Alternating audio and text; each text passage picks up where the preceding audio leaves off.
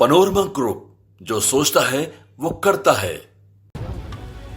देखिए, जातीय जनगणना का जहाँ तक सवाल है, माननीय प्रधानमंत्री जी का अभिनंदन जितना भी करें वह कम होगा। जिस तरह से माननीय प्रधानमंत्री जी जातीय जनगणना पूरे देश में कराने का फैसला लिया है, इससे हर समाज में हम समझते हैं कि उत्साह का माहौल है, सभी प्रसन्न हैं और सभी समाज के व्यक्ति का गणना भी होगा और उसकी क्या आर्थिक स्थिति है इसका भी पता लगाया जाएगा।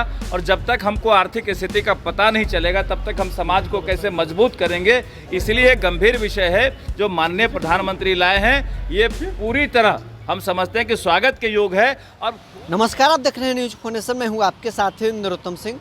महागठबंधन की तीसरी बैठक पटना में समाप्त हो गई, लेकिन मुख्यमंत्री का चेहरा कौन होगा इस पर अभी तक कोई फैसला नहीं हुआ है। बीजेपी के वरिष्ठ नेता और बिहार सरकार में मंत्री नीरज सिंह बबलू ने इसको लेकर तेजस्वी यादव पर तंज कसा है।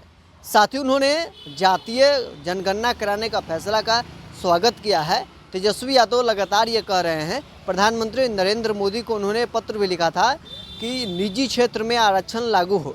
इसको लेकर उन्होंने तेजस्वी यादव को दो टूक जवाब दिया है। उन्होंने कहा है कि निजी क्षेत्र में आरक्षण लागू करना है ये सही नहीं है, किसी के ऊपर कानून थोपना ये सही नहीं है।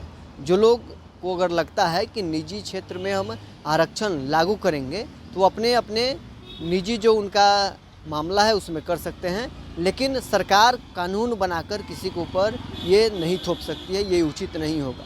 क्या कुछ बिहार सरकार के मंत्री नीरज सिंह बबलू का कहना है, छोड़ जाते हैं आपको इस वीडियो के साथ। नमस्कार, आज के प्रेस वार्ता में आप सभी का हार्दिक अभिनंदन है। हमारे साथ आपने देखा कि परिचय हुआ है कि माननीय विधायक आदरणीय अमरिंदर बाबू, आदरणीय राजेंद्र बाबू, माननीय विधायक संजय जी, माननीय विधायक रणवीर जी, माननीय विधायक व्यास जी, माननीय विधायक जनक जी, राजेंद्र जी, अमृता जी और राजेश जी, सभी हमारे अतिथि यहाँ उपस्थित हैं। हम लोग एक जानकारी के लिए आपको बुलाए हैं। जानकारी ये है कि 9 मई को महाराणा प्रताप जी की जयंती मनाने का फैसला लिया गया है भारतीय जनता पार्टी की तरफ से। यह स्थान बापू सभागार में होगा और इसका समय 11:30 बजे दिन में। और इस कार्यक्रम में हमारे भारतीय जनता पार्टी के सीनियर नेता, केंद्रीय मंत्री आदरणीय गजेंद्र सिंह शेखावत जी मुख्य अतिथि के रूप में उसमें आएंगे और उसमें एक और विशिष्ट अतिथि के रूप में आदरणीय राजनाथ सिंह जी जो हमारे रक्षा मंत्री हैं, वो वीडियो कॉन्फ्रेंसिंग के माध्यम से उस कार्यक्रम को संबोधित करेंगे। और बिहार के हमारे प्रदेश अध्यक्ष आदरणीय दिलीप बिस्वाल जी, दोनों हमारे डिप्टी सीएम आदरणीय सम्राट चौधरी जी, आदरणीय विजय सिन्हा जी के साथ सभी हमारे माननीय मंत्रीगण इस कार्यक्रम में शिरकत करेंगे। और इस कार्यक्रम का नाम हम लोग रखे हैं राणा भामा सम्मेलन, जो महाराणा प्रताप की जयंती पर मनाई जाएगी, राणा भामा सम्मेलन। इसी कार्यक्रम की जानकारी देने के लिए हम आप तमाम मीडिया के साथियों को आमंत्रित किए हैं। और ये कार्यक्रम की तैयारी जोर शोर से राज्य भर में चल रही है। राज्य भर से इसमें लोग आएंगे। सभी लोगों को हमने आमंत्रित किया कि राणा भामा सम्मेलन में बड़ी संख्या में लोग आए, इस कार्यक्रम को सफल बनाए। और आपसे भी निवेदन है कि जानकारी आप ग्रहण करें और आपके माध्यम से राज्य के लोगों को बताएं। क्या भारतीय जनता पार्टी को लगता है कि आप लोगों की बिहार से राष्ट्रीय वोट बैंक है आपका वो चल रहा है? गलत सोच है आपका।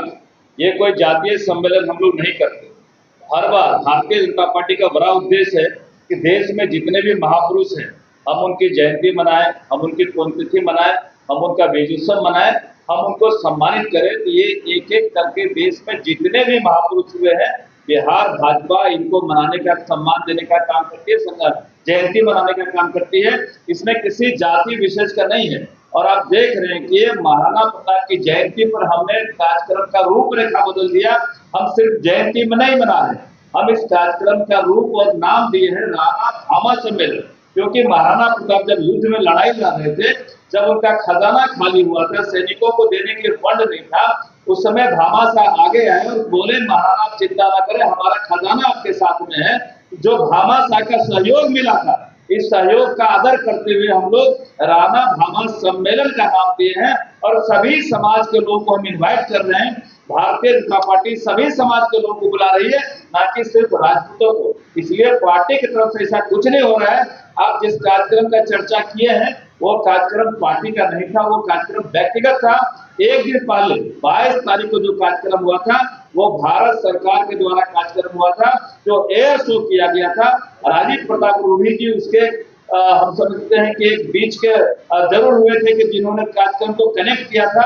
हम उनका धन्यवाद करते हैं इस कार्यक्रम कनेक्ट करने के लिए। लेकिन जो दूसरे दिन का कार्यक्रम हुआ था वो पार्टी का कार्यक्रम नहीं था, वो उसका व्यक्तिगत कार्यक्रम था। कार्यक्रम में मैं भी गया था, लेकिन वो कार्यक्रम व्यक्तिगत कार्यक्रम था। जो पहला था वो भारत सरकार का था। देखिए, जातीय जनगणना का जहाँ तक सवाल है, माननीय प्रधानमंत्री जी का अभिनंदन जितना भी करें वह कम होगा। जिस तरह से माननीय प्रधानमंत्री जी जातीय जनगणना पूरे देश में कराने का फैसला लिया है, इससे हर समाज में हम समझते हैं कि उत्साह का माहौल है, सभी प्रसन्न हैं और सभी समाज के व्यक्ति का गणना भी होगा और उसकी क्या आर्थिक स्थिति है इसका भी पता लगाया जाएगा। और जब तक हमको आर्थिक स्थिति का पता नहीं चलेगा तब तक हम समाज को कैसे मजबूत करेंगे। इसलिए गंभीर विषय है जो माननीय प्रधानमंत्री लाए हैं, ये पूरी तरह हम समझते हैं कि स्वागत के योग है। और कौन व्यक्ति क्या कहते हैं, सबका अपना अपना विचार हो सकता है। मैं सीधे तौर पे कहना चाहता हूँ कि माननीय प्रधानमंत्री जी का इससे बेहतरीन फैसला नहीं हुआ है, काफ़ी हर समाज के लिए फैसला हुआ है। और इसका क्रेडिट जो लोग लेना चाह रहे हैं, बिहार में भी कुछ लोग कूद रहे हैं, पटाखे फोड़ रहे हैं, उनको पता होना चाहिए जब उनकी सरकार केंद्र में थी तब कान में तेल दे करके सोए हुए थे।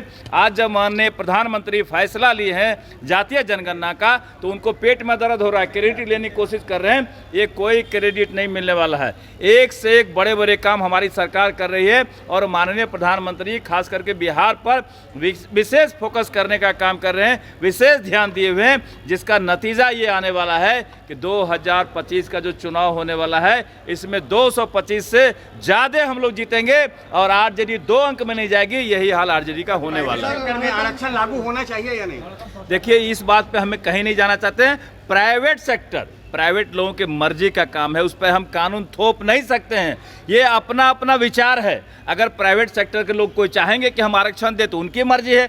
हम प्राइवेट पे अलग से थोपेंगे कानून, ये उचित नहीं है। न्यायपालिका करने की बात करें, न्यायपालिका के अंदर भी बोल रहे हैं कि लागू करवाएंगे हम। देखिए, अपना अपना डिमांड है। कुछ लोग लगे हुए हैं कि समाज में हम विवाद फैलाएं, समाज को बरगलाएं, समाज को गुमराह करें और सिर्फ ये वोट के लिए तरह तरह का अफवाह फैलाने का काम करते हैं, गुमराह करने का काम करते हैं कि हम तुम्हारे लिए ये करने वाले हैं। कहीं न कहीं लोग समाज को तोड़ना चाहते हैं, क्योंकि विरोधी देख रहे हैं और खास करके आरजेडी के लोग देख रहे हैं कि पूरा देश में सनातनी एक प्लेटफॉर्म पे खड़ा हो रहा है तो इनका जनाधार खिसक रहा है, इनका जमीन खिसक रहा है। इसलिए ये लोग षड्यंत्र कर रहे हैं कि समाज को तोड़ो, जाति को तोड़ो, वर्ण व्यवस्था को तोड़ो। इसमें लगे हुए हैं समाज को तोड़ने में, जो समाज कभी टूटने वाला नहीं है। सर, नेता प्रतिपक्ष ने कहा है कि थकाऊ उबाऊ सरकार को जो है 2025 में उखाड़ के फेंक कर तो जंगल राज को ले आएंगे।